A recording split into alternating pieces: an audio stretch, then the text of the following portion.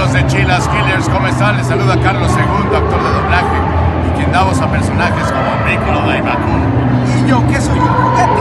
Les mando un saludo a todos ustedes y les digo, pórtense bien, porque recuerden que en los juguetes podemos ver todo. Jueguen bonitos, sabandijas. Y les podía matar con la mano en la cintura y sin sentir el menor remordimiento cuando eran villanos. Y Horacio diría algo así, más o menos. ¿Qué tenemos, Alex? Cuando llegaba a ver el cadáver, ¿no? Así. Ellos nos trajeron la guerra y ahora nosotros se las regresaremos. Y ya reventaba la música de The Who, que era We Won't Get Fooled Again, era la música. Horacio tenía eso, era muy contenido y traía una lucha interna muy fuerte. Por eso es que tampoco se dejaba explotar, porque además era el jefe y siempre tenía que ser ecuánime. Y cuando interrogaba a la gente decía, ¿usted cree que no estamos enterados de lo que hizo? Pues no tiene pruebas, teniente. Ese es mi trabajo, conseguirlas, y ya las tendremos. Eso era Horacio, siempre contenido, siempre con un fuego interno en los ojos. Y cuando se quitaban los anteojos, decías, ¡ay, mamá! Nomás se quitaba los anteojos el hombre. Y ese era su estilo, era el secreto. Lo que muchos actores también tienen es que de pronto encuentran algo en especial y que los hace memorables, como en este caso. ¿Te atreves a usar mis propios hechizos contra mí, Potter? Sí, yo soy el príncipe mestizo. Y bueno, el eterno frenzoneado era Snape, porque él estaba enamorado de Lily, pero nunca le gustó a Lily. Entonces traía ese fuego interno, traía esa bronca interna de haberse enamorado de alguien que no le hacía caso, ¿sí? Pero bueno, a final de cuentas, cuando llega Harry a Hogwarts, ustedes saben que él ve en él los ojos de Lily y se convierte en su protector. Y por eso esa personalidad de fuego interno que traía él, pero él tampoco lo expresaba.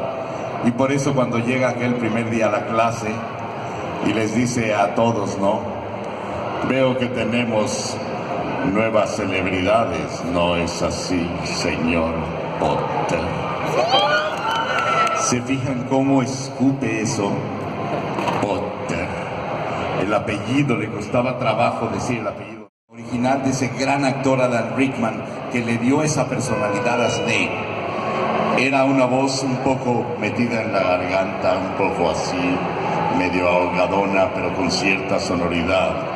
Y le dio un ritmo especial a cómo hablaba Severus Snape.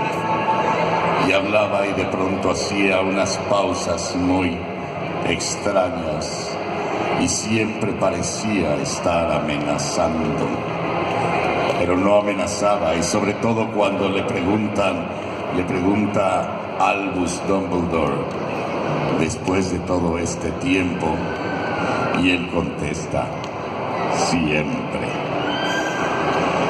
Pero en ese siempre hay amor, hay nostalgia, hay hasta llanto contenido. Y ese es el chiste, que cuando lo dice uno como actor debe comunicar esos sentimientos. Y todos esos sentimientos deben estar en él siempre. Pero si no detienen el auto y se entregan sin hacer mucho ruido, por su madre les juro que tu cabeza va a acabar en el trasero de él, la tuya va a acabar en el trasero de aquel, y tú te sacaste la lotería porque la tuya va a acabar en el mío. La verdad lo atraviesa así por la mitad, se avienta Goku y lo atraviesa, y entonces Piccolo avienta un huevo. Bueno, ¿quién no? Si lo matan así, ¿verdad? Sí, imagínense qué muerte tan terrible. ¡Pum! Lo atraviesa.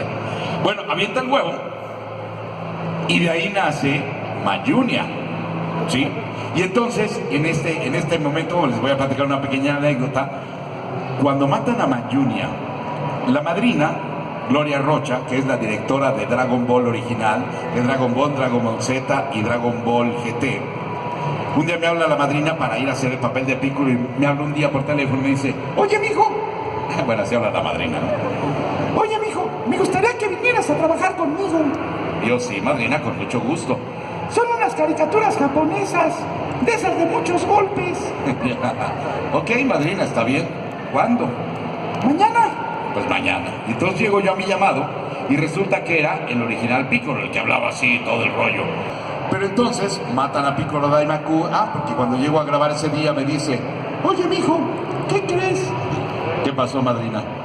Hoy se muere tu personaje. Le digo, madrina, me habías dicho que querías un personaje para toda la serie. Pues hoy lo matan. Bueno, pues ni modo. Pues ya te conseguiré otro. Muy bien, ya. Total, matan a Piccolo y todo eso. Y luego, como a los 3 días, me habla y me dice, oye, mijo, ¿qué crees? Digo, ¿qué? Ya revivió tu personaje. Digo, ¿en serio? Ya ven que en Dragon Ball no revive a nadie, ¿verdad? Y entonces dice, ya revivió tu personaje. Digo, bueno, dice, ¿qué tal te salen los niños? Digo, pues pues bien, mi hijo está guapillo, está chiquito, pero yo digo que me salió bien, ¿no? No, las voces de niño. No, le dije, madrina, con esta voz, ¿tú crees que voy a hacer voz de niño? No me sale. Dice, bueno, pues ya te buscaré otro personaje. Gracias, madrina. Bueno, pasan otros 2 días y luego me vuelve a hablar la madrina. Oye, mijo, ¿qué crees? ¿Qué pasó, madrina? ¡Ya creció más! Ya lo puedes hacer, ya tiene como 20 años. Bueno, entonces sí. Y entonces cuando llego ya era Mayunia, pero ya era el joven, ya era el bonito, ya no era el de la nariz ganchuda. Y entonces le dije, oye, madrina, pero ya no puede hablar igual que Piccolo, tiene que hablar de otra forma. Y entonces es que empezó a hablar así como el señor Piccolo, desde que tenía 20 años y que fue el maestro de Gohan. Y siempre ha hablado así porque los Namekusein hablan así. Bueno, no todos, los que tienen voz de hombre. Los que no. Si tienes un sueño, tienes que perseguirlo. Las personas que no llegan muy lejos te dicen que tú serás como ellos.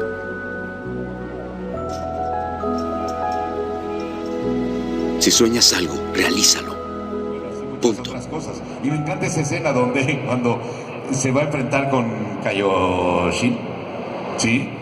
Y que se da cuenta y que se echa para atrás y dice, ay no, este es un Kaio, ¿verdad? Y entonces se acerca a Goku muy, oye, Piccolo. Así habla Goku.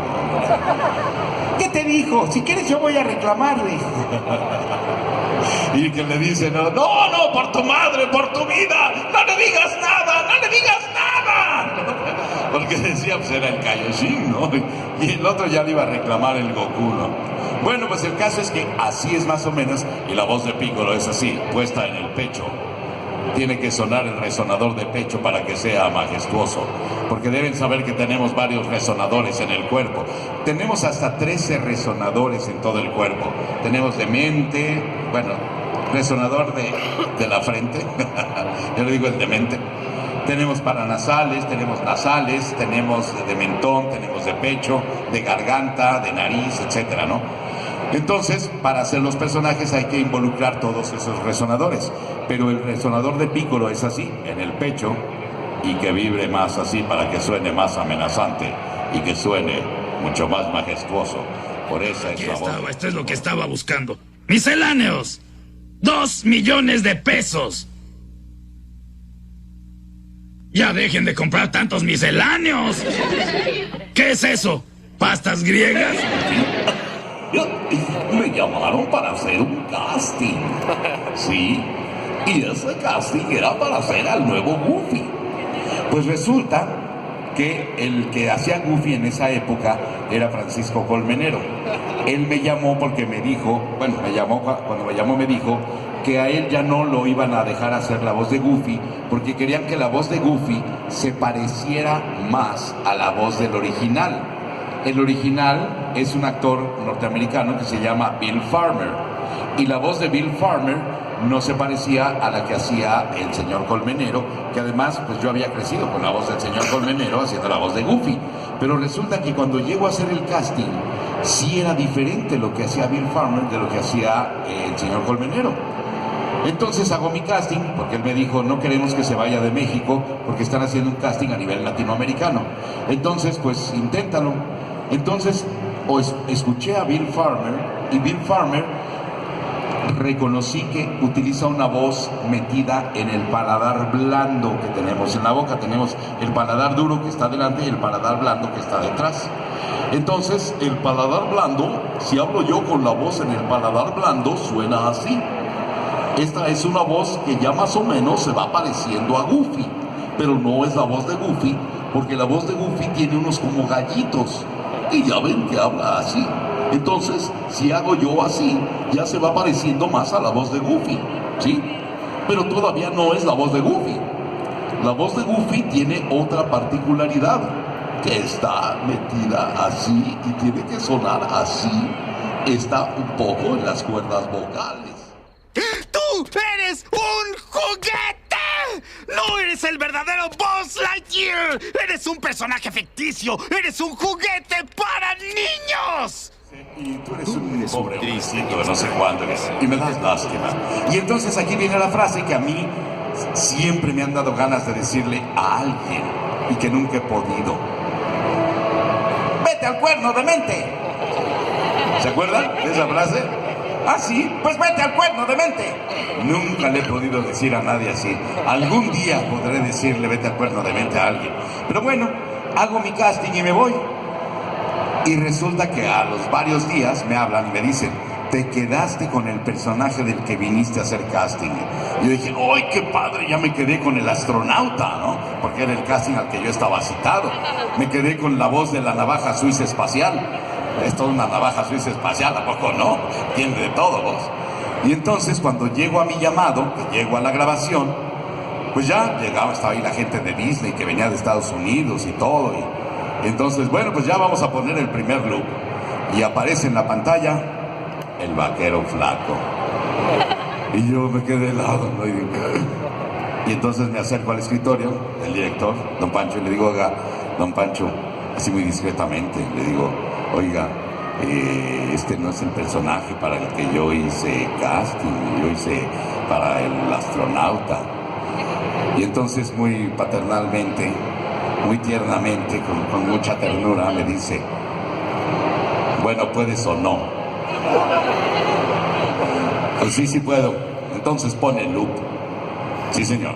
Entonces ya me paro frente al atril y empezó. Y me empecé a enamorar yo de ese personaje, porque es un personaje muy bonito, porque pasa por todos los estados de ánimo que puede pasar un ser humano.